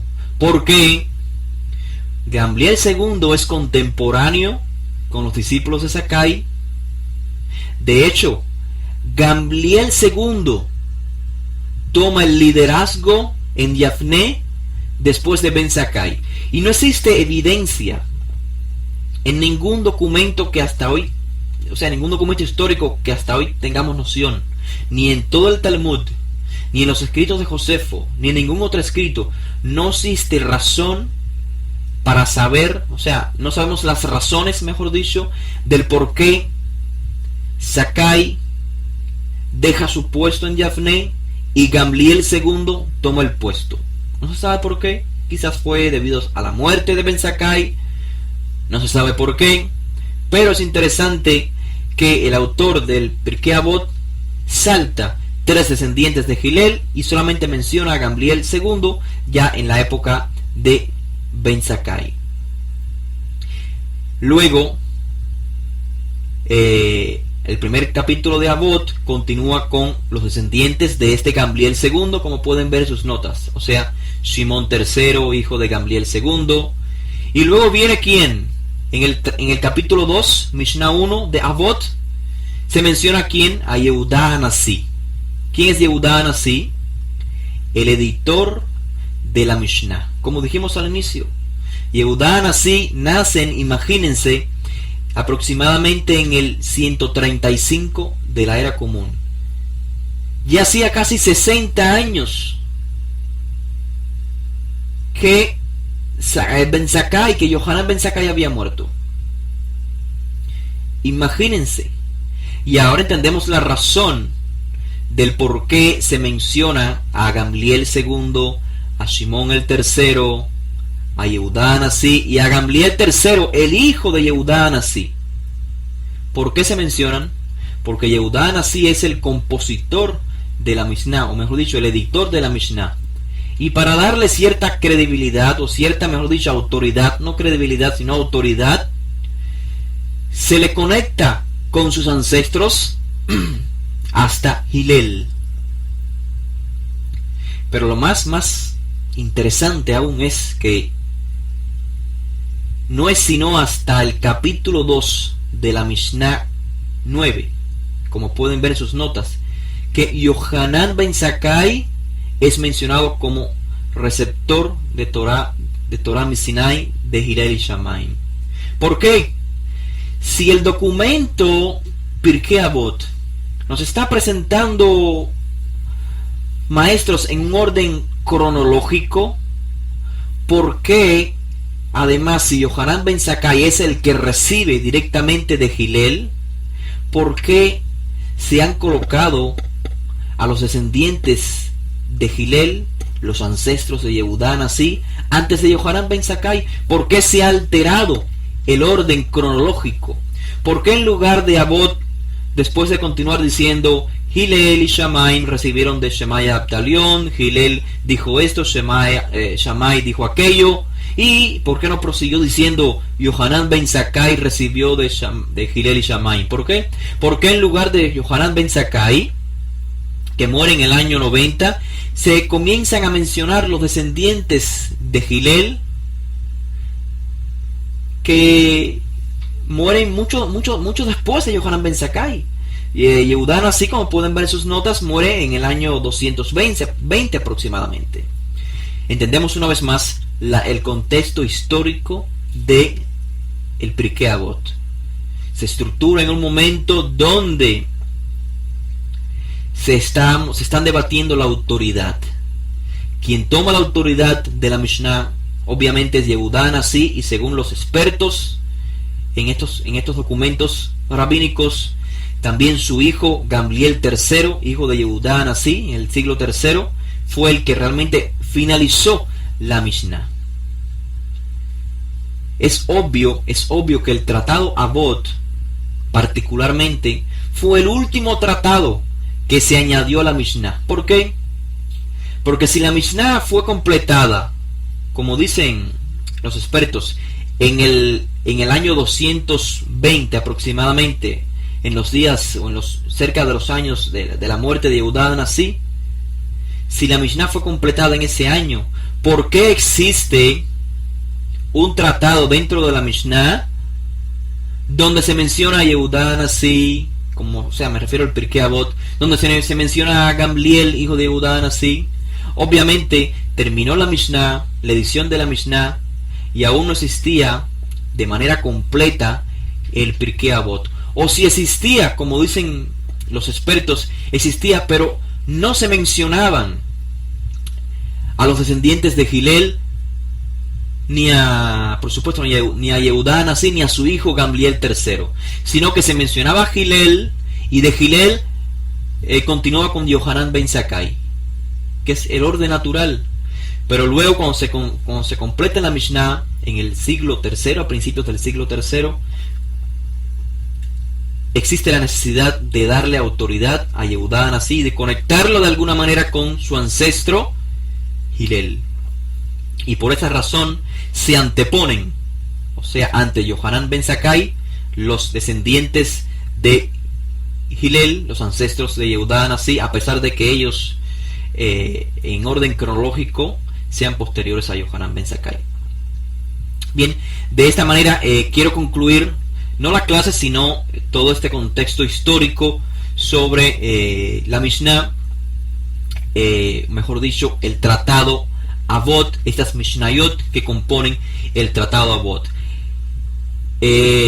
Por honor a ustedes, porque sé que el objetivo, les repito, el objetivo realmente de estudiar el Pirkei Avot no solamente es comprender el contexto histórico, sino comprender y estudiar todo el aporte tan beneficiario para la nación de Israel, que son estas Mishnayot, que son estos decretos, estos dictámenes, estas máximas de ética y de moral, de Musar.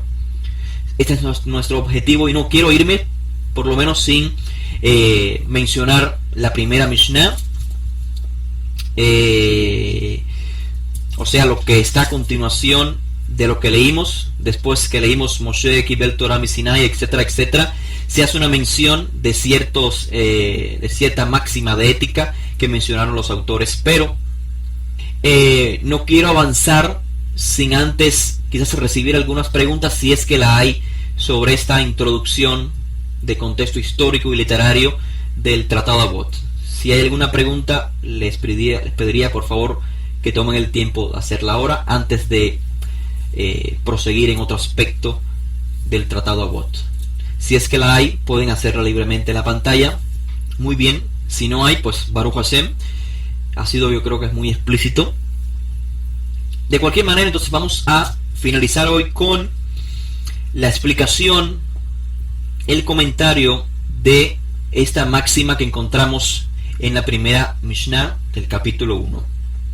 Ya leímos que dice así: Moshe Kibel Torah Misinai, Umzara a Yehoshua, y la transmitió a Yehoshua, y Yehoshua la transmitió a los Sekenim, a los ancianos a los Nevi'im,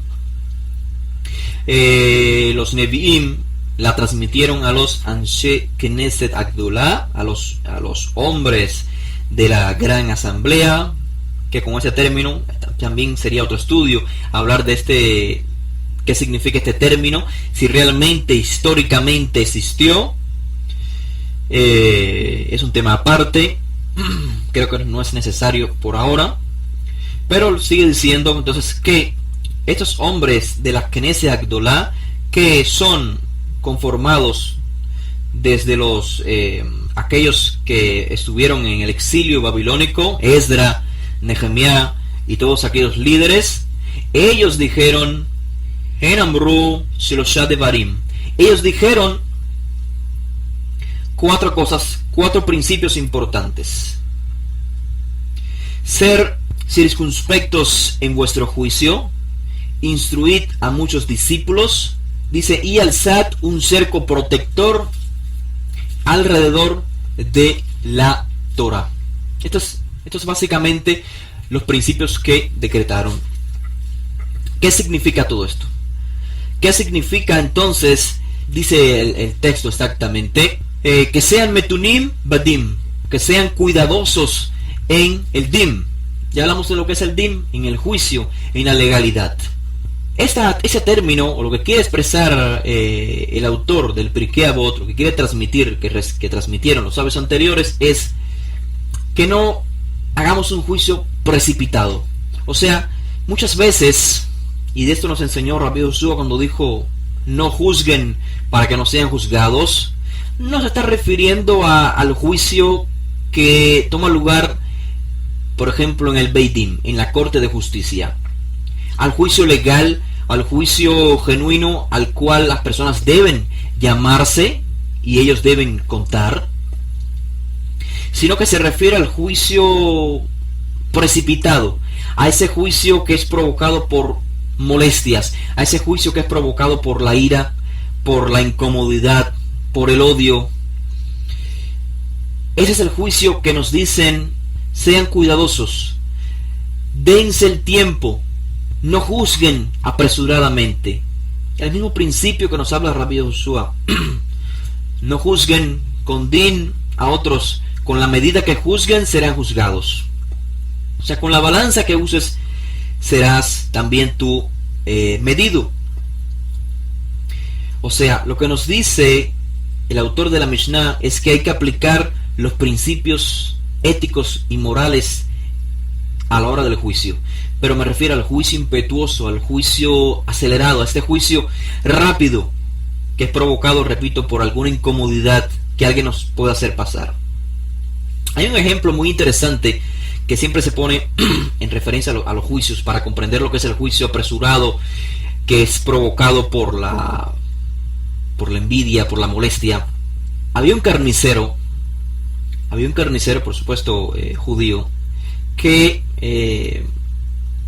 siempre preguntaba con respecto a sus carnes si eran kasher o si no eran aptas para que la comunidad pudiera comerlas y por lo tanto no venderlas. En una ocasión compró gran cantidad de carne, pero se aseguró con un rabino, con una persona que tenía conocimiento sobre la legalidad en referencia al kashrut, si esa carne era apta para poder venderla a la comunidad. El rabino le dijo, lo siento, pero esa carne no es apta para comer. Y el carnicero había gastado gran cantidad de dinero en esa carne, pero el Rab se asombró como el carnicero, sin protestar, no le importó la pérdida de dinero, puso a un lado la carne y no la vendió. No importa. Pero en otra ocasión, este carnicero tuvo una querella con otro carnicero. Y en este momento la disputa no era en referencia a tanto dinero, no. La disputa era simplemente por cuestiones de, no recuerdo la cifra exacta, digamos que eran unos $15. No es nada, no es tanto dinero para llevar una querella tan fuerte. Bueno, el carnicero dice, vamos al rabino. El rabino es el sabio, él nos va a especificar quién tiene la razón, si yo o tú. Fueron al sabio, el mismo sabio que la vez anterior le había dicho que la carne no era apta para ingerir. Y el sabio una vez más sentencia, pero no a favor del carnicero, que anteriormente tampoco había sentenciado a favor de él en referencia a la carne. Pero en aquella ocasión anteriormente el carnicero, contento con el decreto del rabino, hizo desuso de la carne que tanto dinero había costado, y en esta ocasión se molestó el carnicero con el Rab. El Rab se quedó espantado. ¿Cómo si anteriormente aceptaste mi decreto cuando tu pérdida monetaria era de una gran cantidad de dinero, y ahora por simples $15 te molestas? A lo que responde el carnicero, y esta es la enseñanza, es que en la otra ocasión, la otra vez, yo no tenía, O sea, no había una persona a la cual yo le debiera un dinero. Si botaba la carne, la botaba bien, porque fue mi culpa. Pero en esta ocasión, mi pérdida de $15 se las tengo que dar a otra persona. Y he ahí mi molestia. Y esta es la cuestión, esta es la raíz de un juicio impetuoso, de un juicio provocado por el egoísmo, por el menosprecio. Si me afecta, o sea, si mi pérdida es porque tengo que dársela a otra persona, y ahí está el problema, ahí está el detalle. Realmente, para que comprendamos la esencia del din, del juicio que dictamina un juez, en hebreo las palabras son muy significativas. En hebreo, un juez se denomina como un shofet. Shofet es juez. Y de manera interesante, el juicio en hebreo, o sea, el decreto que da el juez, se denomina mishpat. ¿Qué significa mishpat? Significa equidad. No solamente justicia, sino justicia equitativa.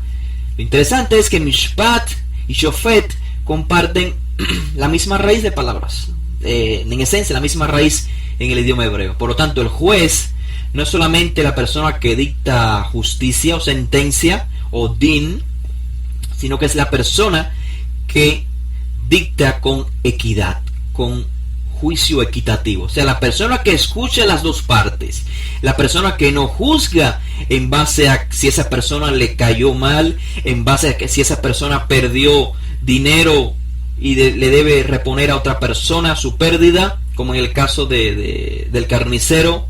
No es porque la persona tenga más o menos dinero, sino que el juez, el shofet, la persona que hace la justicia equitativa, escucha a ambas partes, y en base al planteamiento de ambas partes, él da un juicio equitativo. Entonces, eso es lo que nos dicen los sabios de el Masejet Avot. En este caso, se le está atribuyendo esta enseñanza a los ancianos que estructuraron el grupo espiritual, la guía espiritual que regresó de Babilonia a Israel para reconstruir el Estado de Israel. Ahora continúa el texto diciendo cuál es. Ese es el primer principio. Sean circunspectos en vuestro juicio, no sean acelerados a la hora de juzgar, mediten, tómenlo con calma, que no sea por envidia, que no sea por furia su dictamen. Ahora nos sigue diciendo, y que hagan, que levanten, como pueden ver sus notas, que levanten muchos talmidim, que levanten muchos estudiantes. La pregunta obvia en referencia a esta declaración es, ¿a qué se referían entonces los maestros? ¿A la calidad del alumno, o a la cantidad de alumnos? ¿Querían ellos cantidad o querían ellos cualidad? Hay una gran diferencia. De hecho, se hace el contraste siempre que se menciona esta sección de Hamidu Talmidim Harbe, hagan muchos talmidim o levanten muchos talmidim. Se cita un contraste con Rabban Gamliel. Rabban Gamliel está dicho en el tratado Brajot, en la página 28a, que Rabban Gamliel decía, bueno, realmente él admitía talmidim en su yeshiva, en su bet midrash, solo los talmidim que tuvieran un interior tal como el exterior, que así tan buenos como lucen por fuera, que también por dentro lucieran igual, que así como usan tefilín, tengan tefilín interior también, que así como tienen zixiot por fuera, que también tengan zixiot dentro. Esa es la imperativa de Rabban Gamliel. Como son por fuera, debe ser por dentro, si no, no los quiero en mi Beta Midrash. O sea, Rabban Gamliel exigía calidad en el talmid, en el estudiante. Rabban Gamliel no le interesaba la cantidad, sino la calidad. Entonces nos preguntamos, ¿hay una contradicción entonces acá entre el decreto de los restauradores de Israel en el exilio de Babilonia y con el decreto de Gamliel? ¿Qué quisieron decir los sabios cuando dijeron levanten muchos talmidim? Realmente se puede interpretar o se puede percibir de diferentes maneras. Por ejemplo, recordamos las palabras de Rabbi Joshua: son muchos los llamados y pocos los nefharim, pocos los elegidos. O sea, si se hacen muchos talmidim, hay que abrir las puertas para todos. Toda persona que entre en un Beit Midrash, lo más obvio, lo más razonable es que viene a aprender. Ahora, que sea apropiado con o que aplique en esencia la espiritualidad de la enseñanza, que le aplique de adentro hacia afuera, ya es un tema aparte. Depende del alumno. Lo mismo que decía Rabbi Joshua. Rabbi Joshua abría las puertas a todos. El Beit Midrash de Rabbi Joshua estaba lleno de toda persona. Pero decía igualmente, son muchos los llamados y pocos los elegidos.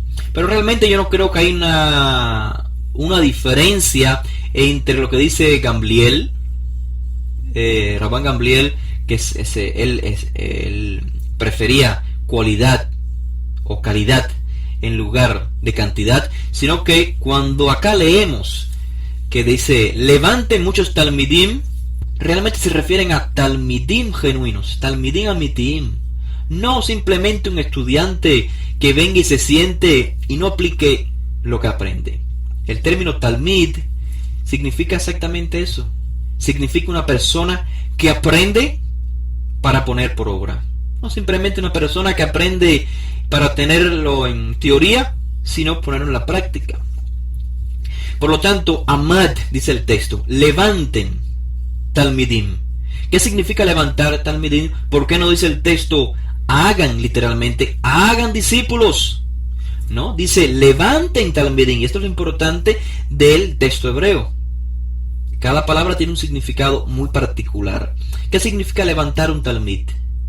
Levantar un talmid es levantar a una persona, convertirla de ser un ignorante a ser un estudiante. Y esta mitzvah, esta obligación, la tiene todo hijo de Israel. Toda persona que es descendiente de Israel tiene la obligación de ser un estudiante de la Torah, de ser levantado. ¿Qué significa levantarse? Repito, dejar la ignorancia y venir a la luz, venir a la realidad, porque esa es la esencia de todo hijo de Israel. Fíjense, ¿ustedes acaso no han visto o han escuchado quizás personas descendientes de Israel, judíos, pero que son ignorantes? Ven que el resto de las naciones los atacan, antisemitismo, antijudaísmo, la judeofobia, y ellos no tienen ni la menor idea del por qué lo están atacando. ¿Por qué no tienen la menor idea del por qué lo están atacando? Porque no ha sido educado, no ha sido levantado en base a la esencia de quién es. Israel es atacado, todos los judíos son atacados, la judeofobia existe porque tenemos un gran legado. Si no tuviésemos un legado, si no tuviésemos la obligación de iluminar al mundo, entonces por supuesto que no habría judeofobia, no hubiera ataques contra los judíos. Es precisamente porque el judío sobresale en el mundo con el afán de impregnar luz en el mundo, con el afán de enseñar a otros. Por esa razón es que es atacado. Aquella persona descendiente de Israel que no tenga la menor idea de por qué es atacado es porque aún no se ha levantado como talmid. Así que esta es una de las enseñanzas que aprendemos. Lo más interesante es que estas palabras que están diciendo los restauradores de Israel, los que vienen con Ezra, es muy interesante. ¿Por qué? Porque no les está hablando a instituciones, le está hablando a toda la nación de Israel. Primeramente, el juicio que nos advirtieron de que seamos lentos a la hora de juzgar no se refiere a las cortes de justicia, donde obviamente tenemos que ser lentos cuando se va a dar un decreto fuerte, un decreto que tenga pena de muerte, cárcel, gastos financieros y demás. No, sino que nos hablan a todos nosotros, a todo Israel, diciéndonos: sean circunspectos en vuestros juicios. Y ahora nos dicen también a todos nosotros: levanten muchos talmidim. Y nos preguntamos: bueno, ¿puedo yo levantar algún talmid? Si apenas estoy aprendiendo, apenas estoy estudiando, apenas estoy regresando a la senda de mis padres. Ciertamente, todo hijo de Israel, no importa qué tan asimilado estés, no importa qué tan lejos estés, necesitas levantar talmidim. ¿De qué manera? Hay muchas maneras. Hay muchas maneras. Por ejemplo, ¿eres padre? Si eres padre, entonces ya tienes hijos. Esos hijos son tus discípulos. Tienes hijos que levantar, o mejor dicho, ya tienes discípulos que levantar. ¿Tienes compañeros? Quizás tú no puedas estudiar porque tu trabajo te lo impide. O mejor dicho, tienes que estudiar, por supuesto, pero no todo el tiempo que tú deseas. Pero tienes un amigo que sí puede estudiar. Tienes un amigo que tiene la capacidad de estudiar muchas horas. ¿Y qué haces tú por esa persona? Que levantes a un discípulo no significa que te comportes como un padre a un hijo, que le enseñes, sino ayuda a esa persona. Ayuda monetariamente, ayuda, no sé, hay muchas maneras. Puedes llevarlo tú al instituto a estudiar. Hay muchas maneras en que puedes ayudar a tu hermano, a tu familia, a que sean discípulos. Aquella persona que no puede por cualquier razón, anímala, llévala contigo al centro de estudio. Y cuando esa persona estudie y cuando esa persona se levante, cuando esa persona tenga conciencia de que en ese entonces vas a tener, o mejor dicho, vas a haber podido alcanzar esta máxima, vas a poder obtener esta gratitud de ver un talmid de tu parte. No porque tú lo enseñaste, pero fuiste el medio de levantar un discípulo. Exactamente como nos cuenta Miriam. Compartir con otras javerot, otras mujeres, es levantar talmidim, por supuesto. Todo lo que sea educar a que otros alcancen la conciencia, para que entiendan, para que dejen la ignorancia y vengan a la luz, conozcan su identidad y se conduzcan de acuerdo a ella. Eso es exactamente lo que quisieron enseñarnos los maestros de la antigüedad.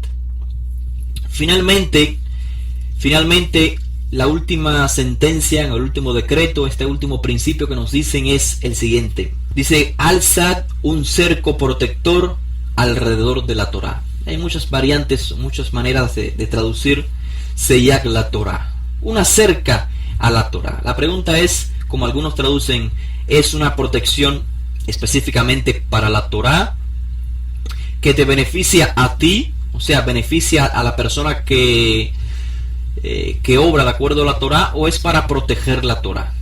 Alzar una cerca para la Torá es con la ayuda de que tú puedas vivir de acuerdo a la Torá, con la ayuda de que tú no cometas un pecado, con la ayuda de que la persona se aleje del pecado. Todos sabemos que como seres humanos nacemos con esta, podemos llamar, inclinación, el Yetzer Hara, la inclinación por hacer el mal, como también tenemos la inclinación de hacer el bien, pero nacimos también con la inclinación de hacer el mal, o sea, con la posibilidad de hacer el mal.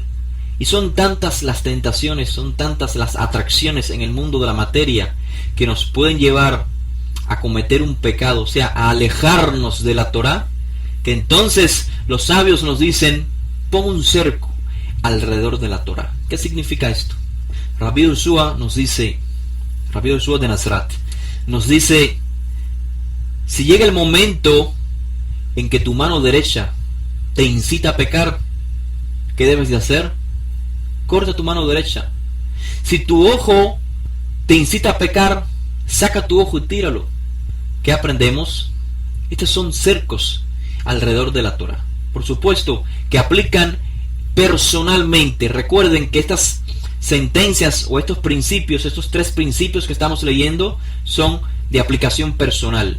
Cada persona, como dice un dicho hispano, sabe del pie que cojea. Cada uno sabemos cuál es nuestra debilidad. Entonces, en base a nuestra debilidad, alejémonos del pecado poniendo una cerca.